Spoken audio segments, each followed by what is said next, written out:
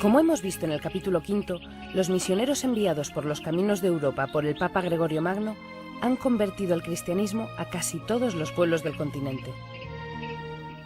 Aún quedan fuera de este proceso los lombardos y, en parte, los visigodos. Estamos ya en el siglo VI y en el escenario europeo aparecen como una tromba estos pueblos, lombardos y visigodos. Aún no conocen el Evangelio, pero pronto lo conocerán gracias a los pueblos que ya han sido conquistados por la palabra de Jesucristo, por la palabra del Evangelio.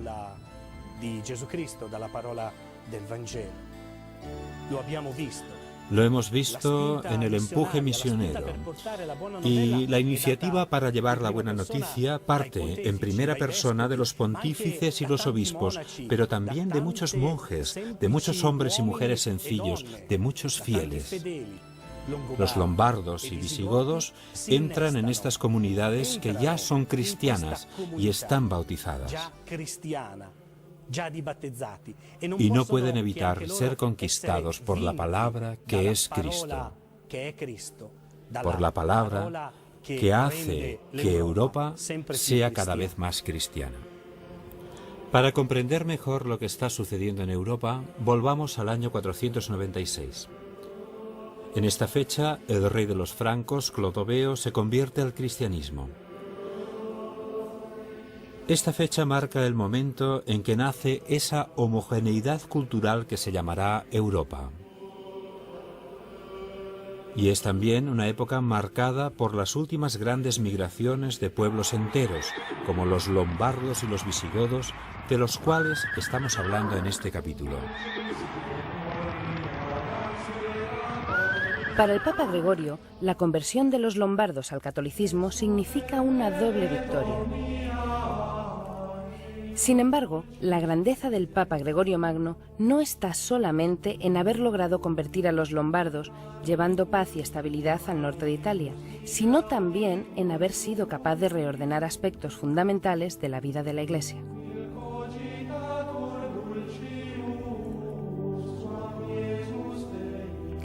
El pontificado de Gregorio Magno se enmarca en un momento histórico complejo. Roma, sede de la Cátedra de Pedro, comienza a alejarse del Imperio Romano de Oriente, incapaz en aquel momento de defender a la cristiandad de las invasiones. En esta época comienza también la decadencia de Rávena.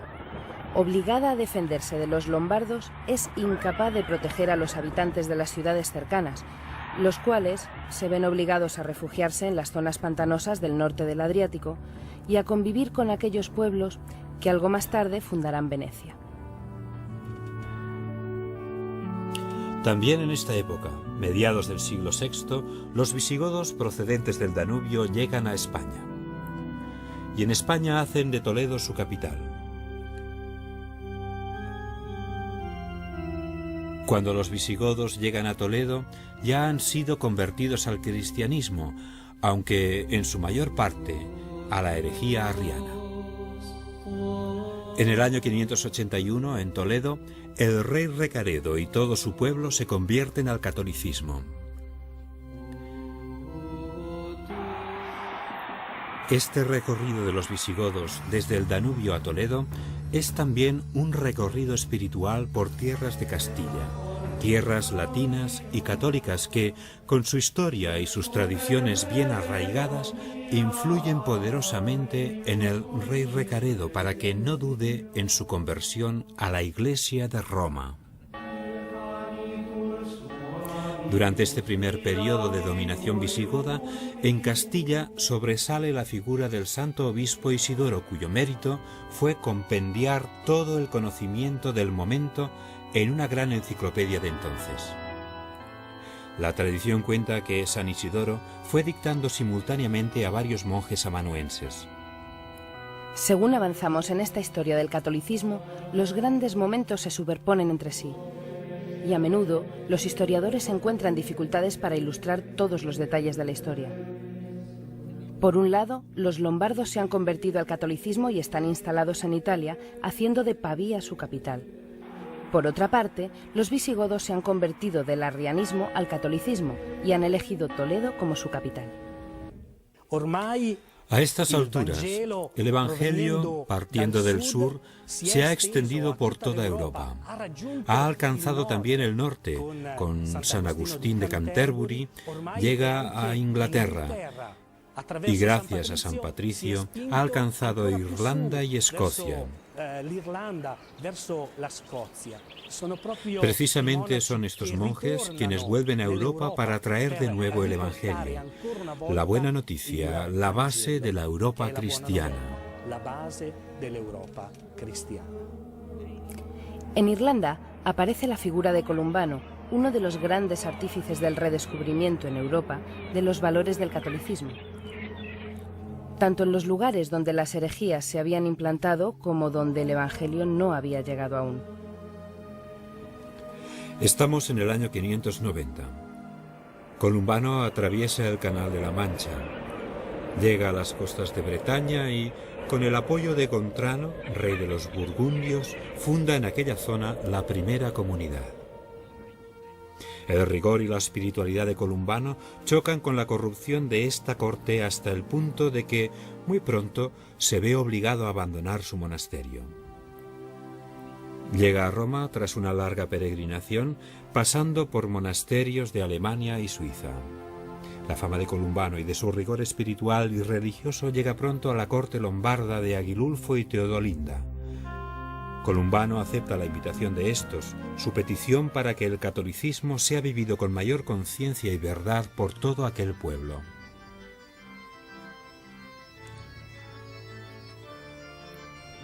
Un ejemplo de la actualidad, la familia espiritual La Obra, reconocida por Juan Pablo II en 2001 y fundada por una mujer belga, Madre Giulia Ferragri, una mujer sencilla pero sabia, una mujer con una gran fe y profundo amor por la Iglesia, como lo fue Columbano. La Madre Giulia Ferragri dijo una vez sobre su fundación: «Yo no he fundado nada. Es Cristo quien ha fundado. Solo necesita de personas que vivan a fondo su fundación». ¿Y qué significa para nosotros vivir a fondo la fundación de Cristo? Significa, en primer lugar, poner a Cristo en el centro de nuestras vidas, alabarlo con nuestros cantos, con nuestras oraciones, celebrarlo en la Eucaristía, darle gracias en la adoración cotidiana.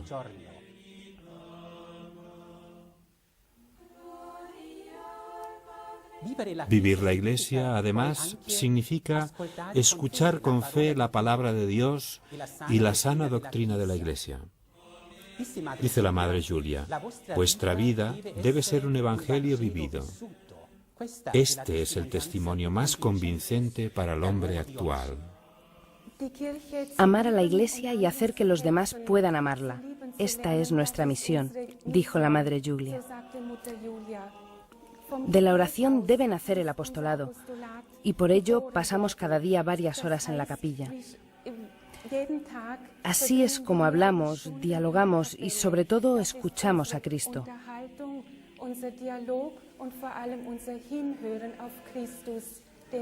A Él debemos nuestra vida. No es tan importante lo que hacemos, sino cómo lo hacemos. ¿Cuál es nuestra motivación? Debe ser la de servir. Partiendo de la relación, de la amistad con Cristo, tratamos de saber cómo responder a las necesidades de nuestro tiempo, cómo devolver a Dios y a la Iglesia las diferentes realidades de nuestra sociedad y de la propia Iglesia.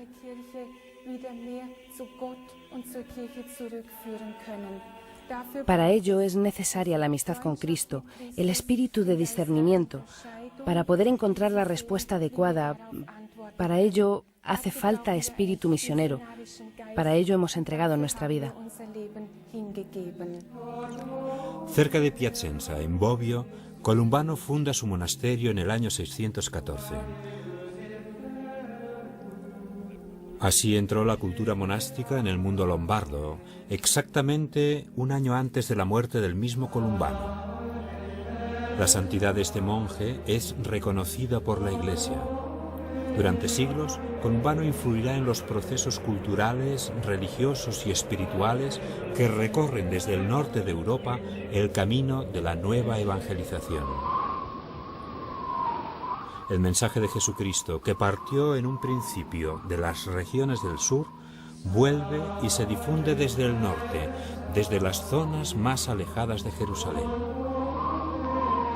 Esta vuelta es una señal de la providencia que, tanto ayer como hoy, hace que la palabra de Dios pueda crecer en el corazón de las gentes. Así pues, los bárbaros se convierten en promotores de la evangelización de Europa.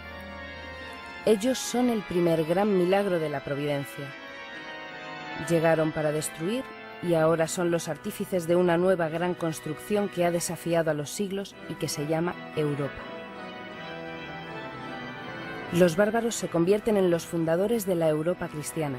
La paz triunfa sobre la muerte, el amor sobre el odio, sobre las llamas que habían provocado anteriormente las hordas bárbaras. La providencia, hombres que transforman la antigua historia en nueva, fundan la Europa de la Edad Media, de las catedrales, de los versos de Dante y de la chanson de Roland. Y como siempre, el designio de la providencia triunfa sobre cualquier aparente decisión humana. Jesucristo es y sigue siendo el Señor de la historia.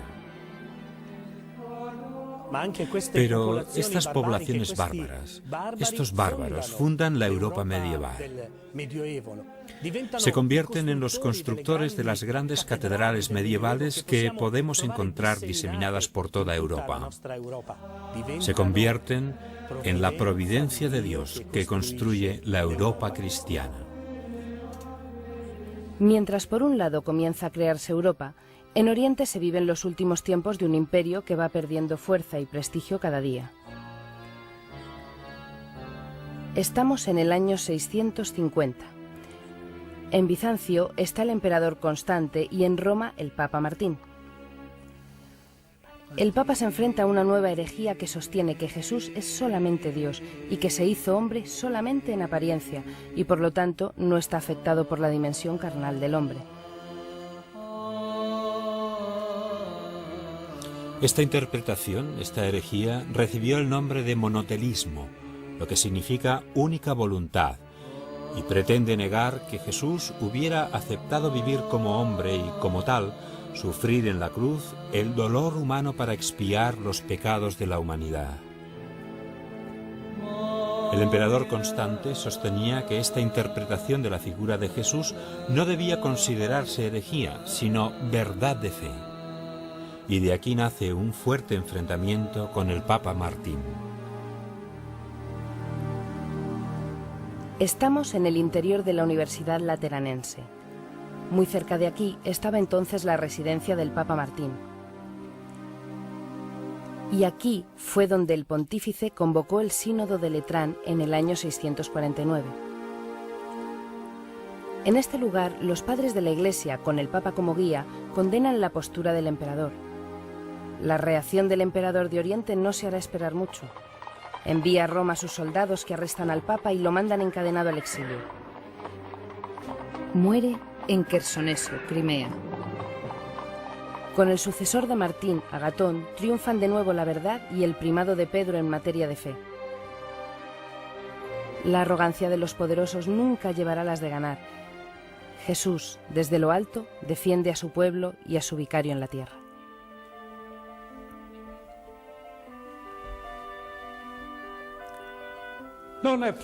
No es fácil hablar de una herejía del siglo VII, de la cual muchos ni siquiera conocen el nombre, monotelismo.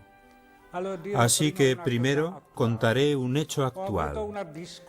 He tenido una conversación con una monja budista en la que ella intentó explicarme en qué consiste la mística budista. Dice que es necesario eliminar todo aquello que no es Dios.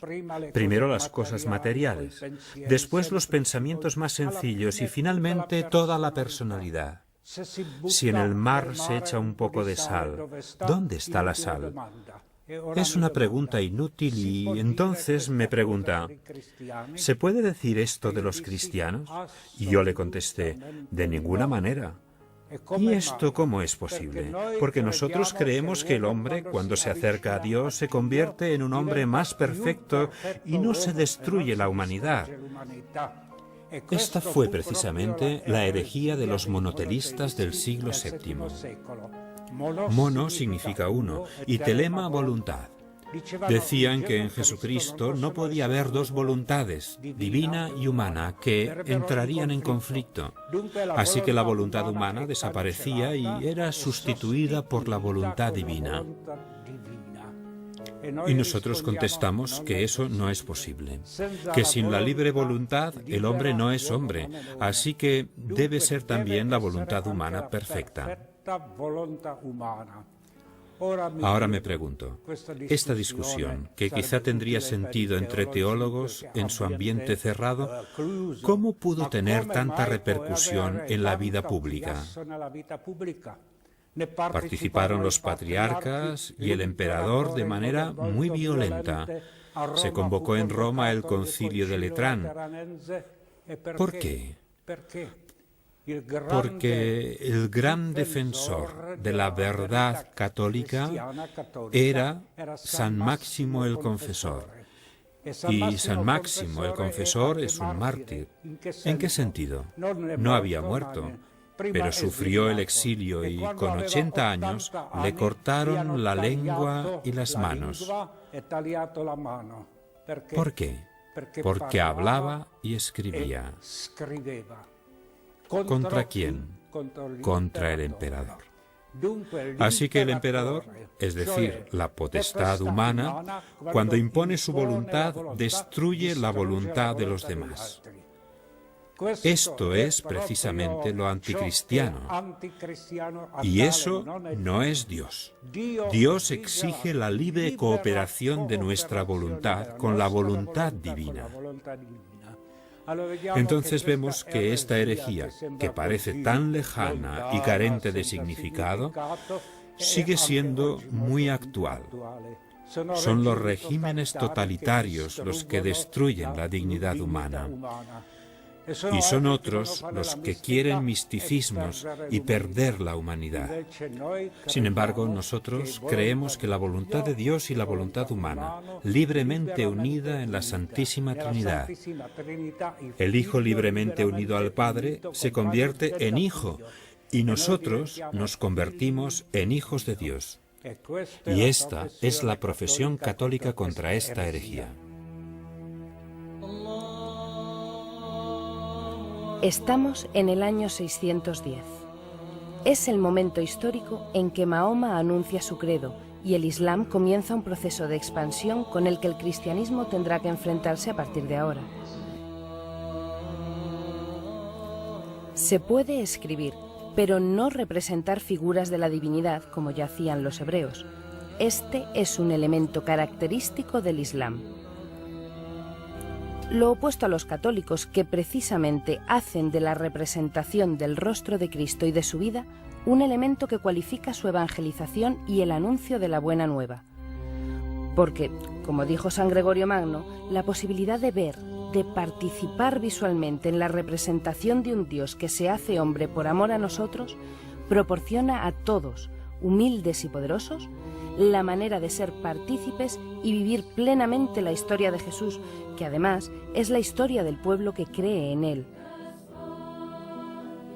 Mosaicos, frescos, bajorrelieves, todos proclaman a lo largo de los siglos la historia de Jesús y de su pueblo.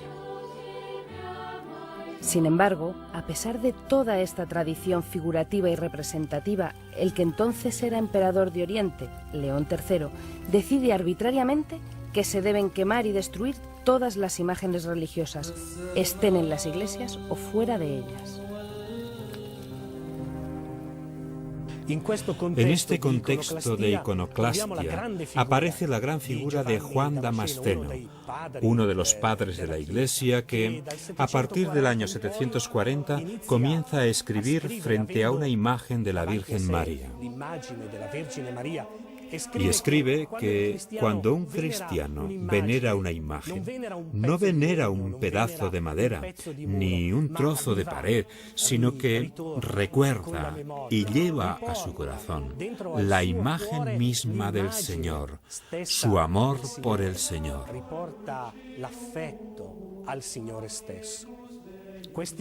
Residuos de esta iconoclastia se pueden encontrar aún entre un cierto fundamentalismo que quiere solamente destruir aquello que hay de bueno, precisamente porque la representación del bien no hace otra cosa que ayudarnos a vivir la bondad, a vivir el bien en medio de la humanidad. Y me viene a la memoria la figura de Francisco de Asís. Muchos quizá conozcáis los maravillosos valles de la Umbría. Contemplando una belleza tal, ¿cómo no podía convertirse en santo un hombre que hablaba con todos, hombres, animales? Un hombre que hablaba con la creación. El bien nos ayuda a hacer el bien y la representación del bien no puede provocar otra cosa que la necesidad de buscarlo.